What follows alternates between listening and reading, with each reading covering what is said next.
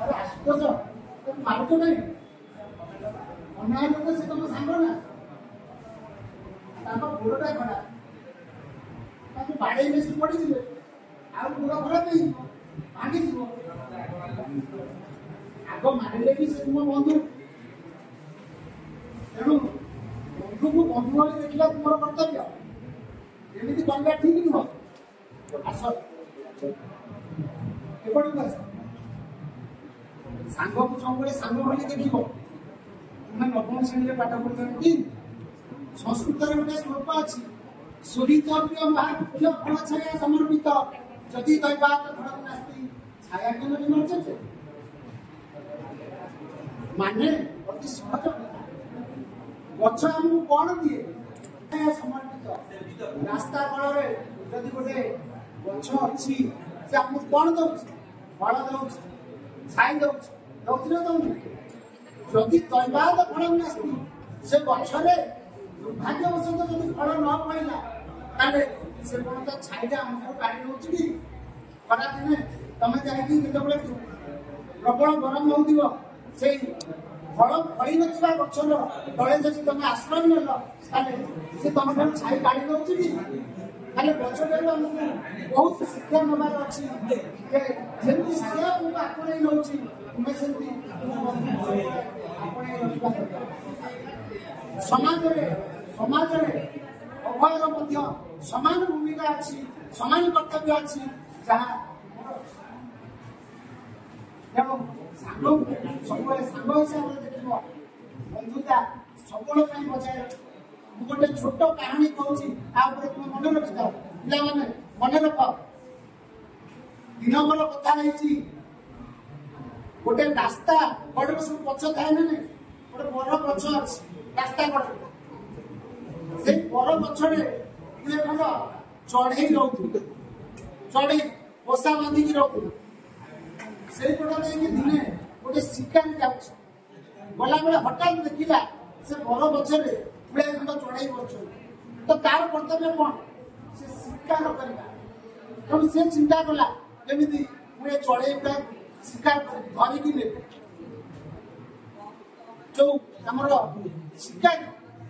जो बड़ मुक्ति जो मारती गोटे अगभागर गोटे विषाक्त जिनस दिखते अठाड़िया जिन से जो से अठाड़िया जिनस को धरिकी मारी चढ़ई धरवा उद्देश्य से चढ़ई जेल बाजी गचर गोटे डाही बाजीगला गछटा छोट था से डाही जो बाजीगला किसी दिन पर से डाहीटा आस्ते आस्ते मरी आसला डाही मरवा सहित किसी दिन पर देखा गछ टोटाली मरीगला अच्छा जो चढ़ई मैंने से रही कि सार मैंने जो चढ़ई से गचरे थे से चढ़ई मैंने रही कि चढ़ई मैंने सब उड़ी गले किंतु गोटे चढ़ई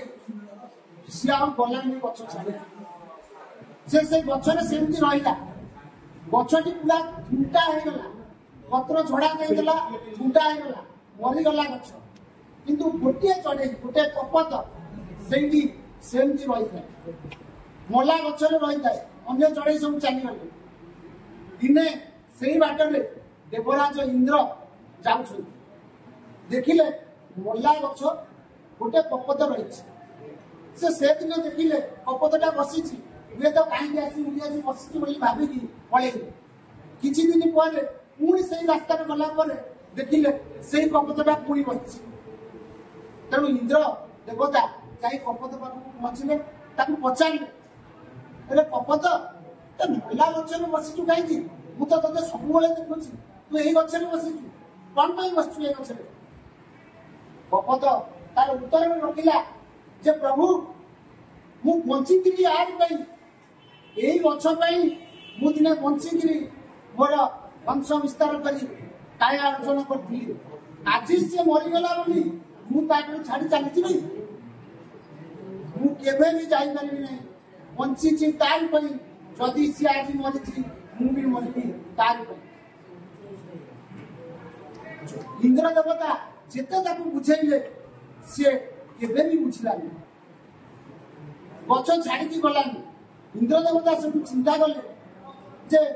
ଗଛ ତ ମଲା, ପୁଣି ଏ ପର୍ବତଟା ବି ମରିବ।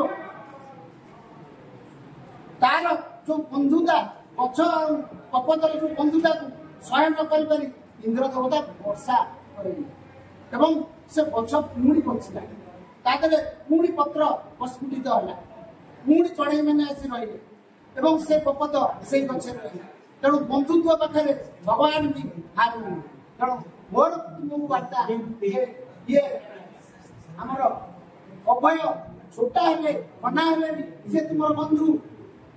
ତୁମେ କେବେ ହେଲେ ବନ୍ଧୁତା ଧର୍ମ କରିବ ନାହିଁ, ସବୁବେଳେ ତୁମ ନିଜ ନିଜ ଭିତରେ ବନ୍ଧୁତା ବଜାୟ ରଖିବ ଏବଂ ଅନ୍ୟ ସାଙ୍ଗସାଥି ଉଭୟକୁ ଛୋଟା ଆଉ କନା ବୋଲି କେବେ